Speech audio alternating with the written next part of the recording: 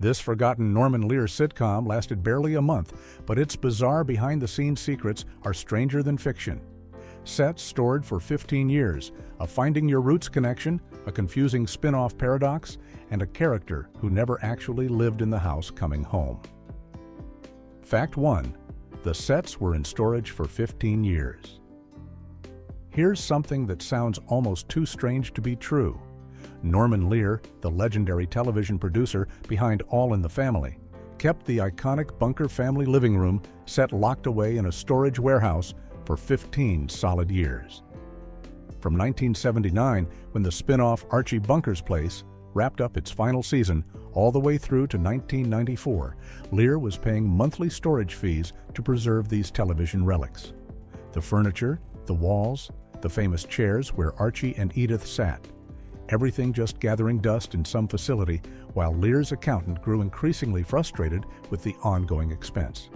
When asked why he would do such a financially impractical thing, Lear gave a surprisingly sentimental answer. He simply couldn't bear to see them thrown away. These weren't just props to him. They represented one of the most groundbreaking shows in television history, a series that had topped the ratings for 5 consecutive years and changed what sitcoms could talk about. But here's where it gets even more interesting. That persistent accountant who kept calling Lear about the storage costs actually ended up inspiring the creation of 704 Hauser itself. After yet another phone call questioning the storage fees, Lear found himself reading books by conservative black philosophers Thomas Sowell and Shelby Steele. And suddenly, he thought, why not use that set again? Why not imagine who might be living at 704 Hauser Street now? That moment of inspiration, born from an accountant's practical complaint, led directly to the show's development. So in a weird way, if Lear had just thrown those sets away like a normal person, 704 Hauser might never have existed at all. Fact 2. Created. Because of an accountant's complaint. The origin story of 704 Hauser is one of the most unusual in television history, and it all comes down to one very persistent accountant who just wanted his client to stop wasting money. Norman Lear's accountant had been calling him repeatedly over the years, each time asking the same frustrated question. Why on earth was he still paying to store those old All in the Family sets that nobody was using? These calls happened multiple times, with the accountant clearly viewing this as an unnecessary expense that made no business sense whatsoever. But Lear kept putting off the decision attached to these pieces of television history that meant so much to him personally. Then came the final phone call that changed everything. Around 1993, about 10 months before the show premiered, the accountant called once, again with the same complaint about the storage fees. This time, however, Lear happened to be reading books by Thomas Sowell, a black conservative philosopher, along with works by Shelby Steele. Something clicked in his mind during that conversation. Instead of just agreeing to finally throw the sets away, Lear found himself asking a different question. I wonder who lives there now? That single moment of curiosity sparked the entire concept for the series. He imagined a black family moving into Archie Bunker's old house, with a liberal father who was a veteran of the civil rights movement, and a conservative son who was growing up with completely different political views. Lear later said that as soon as he had this father-son conflict in his mind, he realized he should probably set the show somewhere else, but he enjoyed the theatrical continuity of using the same location too much to resist it. Fact 3. Only 5 episodes aired, 1 remains unseen. The cancellation of 704 Hauser happened so brutally fast that 1 complete episode never even made it to television during the show's original run. CBS had ordered 6 episodes total when they greenlit the series, and the production team actually finished filming all 6 of them. But the network pulled the plug after airing just 5 episodes over the course of less than a month. The show premiered on April 11, 1994, and by May 9, 1994, it was already over, leaving that 6th episode sitting on a shelf somewhere. The unseen episode was titled Revelations, and its plot centered around Ernie Cumberbatch, the father played by John Amos, coming up with a scheme to convert his garage into a religious sanctuary as a way to get a tax break. This kind of storyline was typical of Norman Lear's style, mixing social commentary with humor by tackling issues like tax loopholes and religion in America. The episode was fully produced, edited, and ready to broadcast, but CBS decided the ratings weren't strong enough to justify keeping the show on the air, so Revelations just never got scheduled. For years, this made 704 Hauser one of those frustrating pieces of lost television history, where fans knew an episode existed but couldn't actually watch it. The show attracted what CBS considered middling ratings, and in the competitive world of 1990s network television, middling simply wasn't good enough. Eventually, the complete series, including that 6th episode, did become available through various home video releases, so it's technically possible to watch Revelations now if you can track down the right collection. But it never received a proper broadcast debut. Fact 4. It was Norman Lear's final sitcom. What makes the failure of 704 Hauser particularly poignant is that it turned out to be Norman Lear's last sitcom, marking the end of an era for one of television's most influential producers. Lear had dominated the 1970s with an incredible string of groundbreaking shows, including All in the Family, The Jeffersons, Sanford and Son, Maude, Good Times, and One Day at a Time, essentially defining what socially conscious television comedy could be. But after Different Strokes ended in 1986, his golden touch seemed to fade, with a series of unsuccessful attempts throughout the late 80s and early 90s, failing to capture audiences. By the time 704 Hauser premiered in 1994, Lear was 71 years old and hoping to recapture some of that old magic by returning to the world of All in the Family. In a 2004 conversation with Congressman Barney Frank at the John F. Kennedy Presidential Library and Museum, Lear reflected on the show's cancellation with genuine disappointment. He explained that he had cast John Amos as a father raising his son in the image of Thurgood Marshall, but the son was instead growing up more like Clarence Thomas, and he was in love with a Jewish girl. Lear said he saw the next 6 or 7 years of that show so clearly in his mind, implying he had long-term plans and storylines already mapped out. The fact that CBS didn't give the show enough time to find its audience clearly bothered him, and he cited this failure as evidence that networks were no longer willing to take chances on politically challenging shows the way they had been in the 1970s. Fact 5. The character's name came from a 1971 episode. Norman Lear has always been famous for his attention to detail and his love of callbacks to earlier material, and the naming of the Cumberbatch family in 704 Hauser is a perfect example of this kind of deep-cut reference that most viewers would never catch.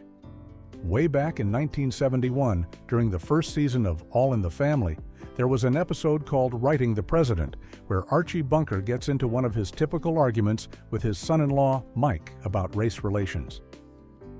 During this conversation, Archie tries to defend himself against accusations of prejudice by mentioning that he had black friends when he was growing up, and he specifically names one of them as Roundtree Cumberbatch. That throwaway line, spoken more than 2 decades earlier, became the inspiration for the family name in 704 Hauser. When Lear was developing the new series in the early 1990s, he deliberately chose to name the black family moving into Archie's old house, the Cumberbatches, creating a subtle connection between the two shows that only the most dedicated fans would recognize. What makes this even more interesting is that there's actually another version of this story involving the original unaired pilot of All in the Family from 1968, which was called Justice for All, before it got reworked and reshot. In that early version, Archie supposedly mentioned a black friend named Elron Cumberbatch rather than Roundtree. Either way, Lear was pulling from his own show's history to create a sense of continuity and depth, suggesting that maybe, just maybe, this family had some distant connection to Archie's past, even if the show never explicitly explored that possibility. Fact 6. Real CBS anchor Bob Schieffer played himself. One of the clever touches that Norman Lear added to the pilot episode of 704 Hauser was bringing in real CBS News anchor Bob Schieffer to play himself, which helped ground the show's political storyline in actual reality rather than just fiction. Schieffer, who was the longtime moderator and host of the Sunday morning political talk show Face the Nation, made a cameo appearance in the very first episode titled Meet the Cumberbatchs. In the show's plot, the conservative son Goody Cumberbatch, whose full name was Thurgood Marshall Cumberbatch, was scheduled to appear on Face the Nation that morning as a young conservative spokesperson, and the family was dealing with all the excitement and tension around this television appearance. Having the actual Bob Schieffer appear as himself, interviewing this fictional character added a layer of legitimacy to the premise, making it feel like Goody really was an important enough political voice to warrant appearing on a major Sunday news program. This wasn't just some made-up news show with a fake anchor. This was the real deal, broadcast on CBS just like 704 Hauser itself. The casting choice also made sense from a corporate synergy perspective, since both Face the Nation and 704 Hauser were CBS properties, so getting Schieffer to do the cameo was probably relatively easy to arrange. It was the kind of detail that showed Lear was trying to make the show feel contemporary and connected to the real political climate of 1994, using actual news personalities to sell the idea that these fictional characters existed in the same world viewers were living in. Fact 7. Henry Louis Gates Jr. was production consultant. Long before Henry Louis Gates Jr. became a household name through his PBS genealogy series, Finding Your Roots, he was working behind the scenes on 704 Hauser as a production consultant, lending his academic expertise to help the show accurately portray African American family life and cultural dynamics. In 1994, Gates was already a highly respected scholar and professor at Harvard University, where he had been directing the W.E.B. Du Bois Institute for African and African American Research since 1991. Norman Lear brought Gates onto the production team specifically because he wanted to ensure the show didn't fall into stereotypes or make cultural missteps when depicting the Cumberbatch family and their experiences. Gates is credited in the show's production materials as Professor Henry Louis Gates, reflecting his academic credentials and the serious expertise he brought to the project. His role was particularly important, given that Lear, who was white, was creating a show centered entirely around a black family dealing with complex political and social issues, and he needed authentic voices to guide the storytelling. Lear also hired 3 African American writers to work on the show, and he later said that the time they spent together discussing their own lives and experiences was wonderfully fascinating and educational for him. Gates's involvement shows that Lear was genuinely trying to get the show right and wasn't just relying on his own assumptions about what a black family in the 1990s would be like.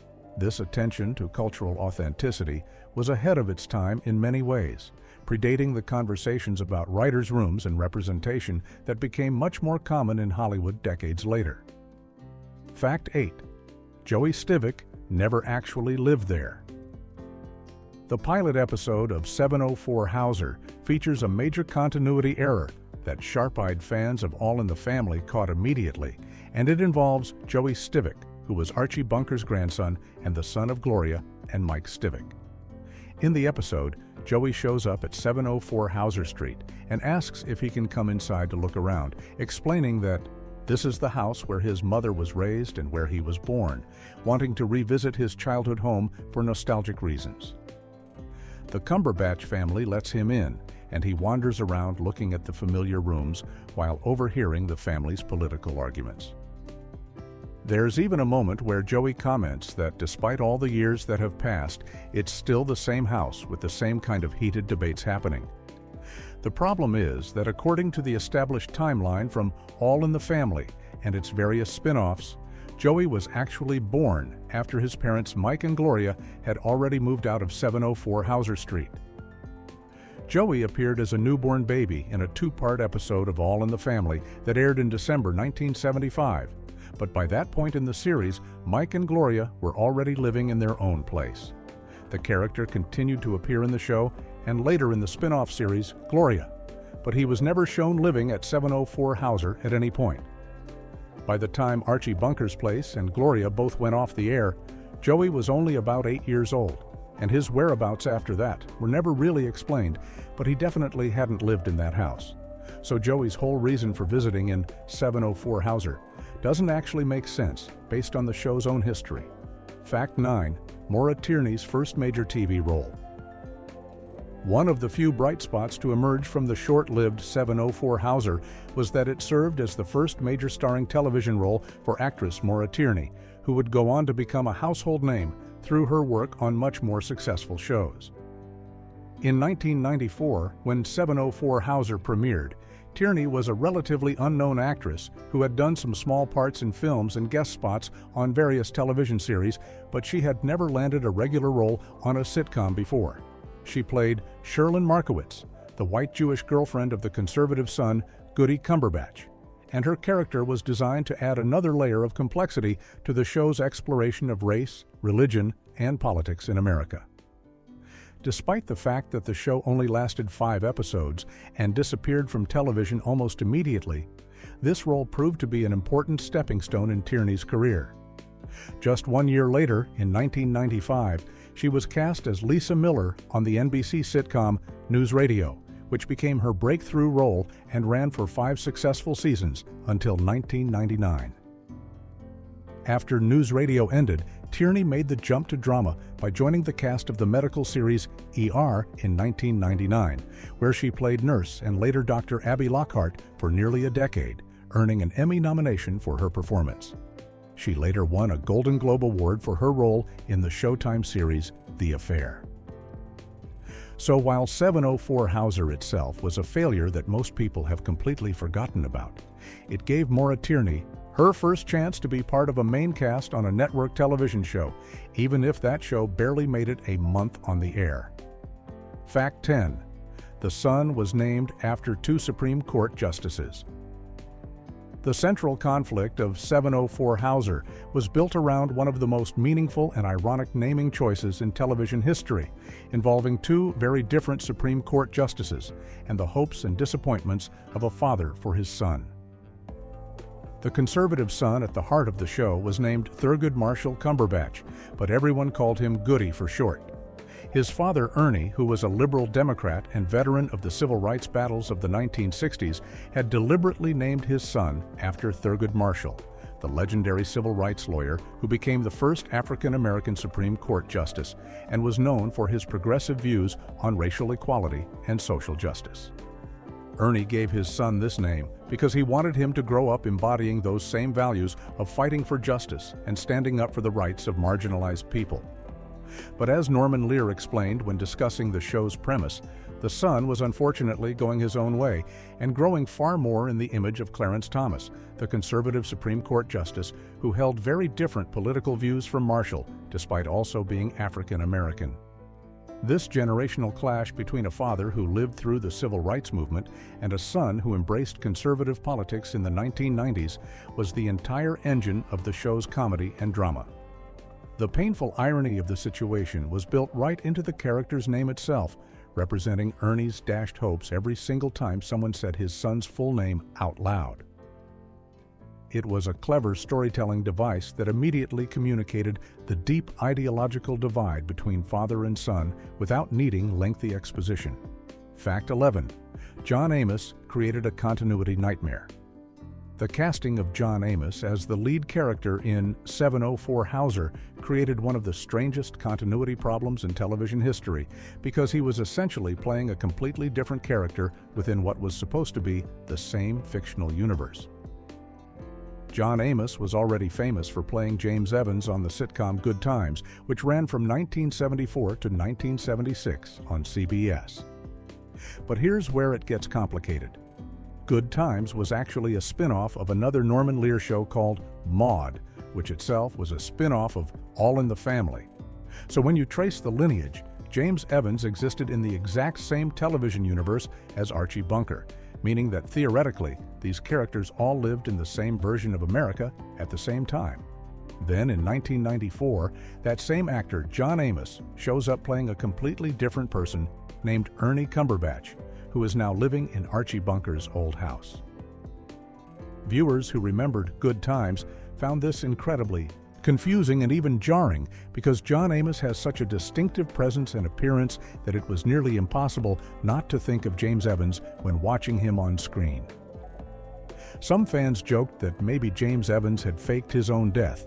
The character was killed off in a car accident when Amos left Good Times and moved to Queens under a new identity. The show never acknowledged this strange situation or tried to explain it away, which made it even more awkward. It was particularly odd because Norman Lear could have cast any actor in the role, but he specifically chose someone who was already deeply associated with another character in his interconnected universe of shows. Fact 12. More politically explicit than All in the Family. Norman Lear had a very specific and ambitious goal when creating 704 Hauser, which was to make it even more explicitly political than All in the Family had been, featuring characters who actually knew what they were talking about rather than just shouting opinions at each other. While All in the Family had tackled controversial topics through the lens of Archie Bunker's ignorance and his son-in-law Mike's reflexive liberal passion, Lear wanted 704 Hauser to present genuinely well-informed political debates between people who had done their homework. He explained in interviews that neither Archie nor Mike really took responsibility for knowing what they were talking about in the original show. Archie got everything wrong on purpose for comedic effect, and Mike mostly argued from emotion rather than deep knowledge. But in 704 Hauser, both the father Ernie and the son Goody were supposed to be intelligent, informed people who could articulate sophisticated political arguments. Lear had been reading books by Thomas Sowell, a black conservative economist and philosopher, along with works by Shelby Steele, another prominent black conservative intellectual, and he wanted those ideas represented seriously on the show. He acknowledged that this approach made the show much harder to write and produce because they couldn't just rely on Archie-style malapropisms and outrageousness to get laughs. The comedy had to come from the genuine clash of well-reasoned but opposing viewpoints, which required the writers to actually understand both liberal and conservative perspectives on issues like affirmative action, welfare, and racial identity in America. This ambitious approach may have actually contributed to the show's failure because it was simply more challenging and less immediately funny than the original formula. Fact 13. Created. During Rush Limbaugh's peak popularity. The timing of 704 Hauser was no accident. Norman Lear deliberately developed the show to respond to a specific cultural moment in America when conservative talk radio was experiencing its initial surge in popularity during the early 1990s.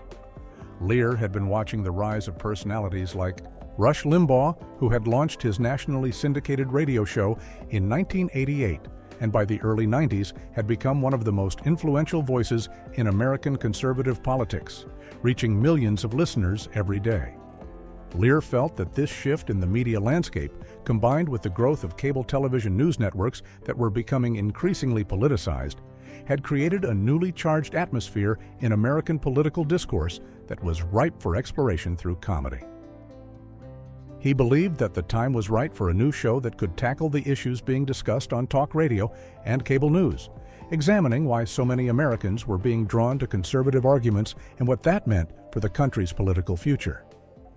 The character of Goody Cumberbatch was specifically written as someone who would listen to Rush Limbaugh's show regularly, with the conservative radio personality's ideas shaping his worldview in ways that horrified his liberal father. This was meant to reflect the real generational and ideological splits happening in American families during this period, where children were sometimes adopting very different political views from their parents, partly due to the influence of this new conservative media ecosystem. Lear saw 704 Hauser as his way of using sitcom format to explore these cultural tensions just as they were beginning to reshape American politics. Fact 14. The character Oreo insult. One of the most controversial aspects of 704 Hauser was the way it dealt with intra-racial political conflicts through some pretty harsh language that would be extremely unlikely to appear in a sitcom today. In the show, the liberal father Ernie Cumberbatch would sometimes call his conservative son Goody an Oreo, which is a deeply loaded racial insult, suggesting that someone is black on the outside, but white on the inside, implying they've betrayed their racial identity by adopting what are perceived as white cultural values or political positions. This term was used to express Ernie's frustration and disappointment that his son had rejected the liberal political views that Ernie associated with the civil rights movement and black empowerment, instead embracing conservative ideology that Ernie saw as working against the interests of African Americans. The use of this language was intentional on Norman Lear's part, meant to show the real pain and anger that could exist within black families when younger generations moved away from the political traditions of their parents. Contemporary reviews of the show noted this controversial element, with some critics expressing concern about where the show might go with its exploration of racial attitudes and prejudices within the black community. The Los Angeles Times reviewer who watched all 6 produced episodes specifically mentioned that he saw potential controversy ahead in the characters' attitudes toward Koreans and Jewish people as well. While Norman Lear had always pushed boundaries with racial language and stereotypes in All in the Family, using them to expose and challenge prejudice, the Oreo insult in 704 Hauser represented a different kind of provocation, one dealing with internal community conflicts rather than conflicts between different racial groups. Fact 15. Norman Lear saw 6 or 7 years ahead. What makes the cancellation of 704 Hauser particularly tragic is that Norman Lear had a complete long-term vision for where the show could go, with storylines and character development mapped out for years into the future that never got the chance to unfold. A full decade after the show's cancellation, in 2004, Lear participated in a conversation with Congressman Barney Frank at the John F. Kennedy Presidential Library and Museum, where someone asked him whether he thought networks would still take chances on politically and socially challenging shows like All in the Family. Lear responded with clear skepticism, and he specifically brought up 704 Hauser as his evidence that the television landscape had changed for the worse. He talked about how he had John Amos raising his son in the image he hoped and prayed of Thurgood Marshall, but the son was unfortunately going his own way and growing far more in the image of Clarence Thomas, and he was in love with a Jewish girl. Then Lear said something that revealed just how much thought he had put into the show's future. He saw the next 6 or 7 years of that show so clearly in his mind. This statement suggests that Lear had detailed plans for how the characters would evolve, how their relationships would develop, and what new conflicts and storylines would emerge over multiple seasons. The fact that CBS pulled the plug after barely a month on the air, giving the show no opportunity to find its audience or grow into what Lear envisioned, clearly bothered him years later. He used this failure as proof that networks were no longer willing to be patient with ambitious shows that needed time to develop.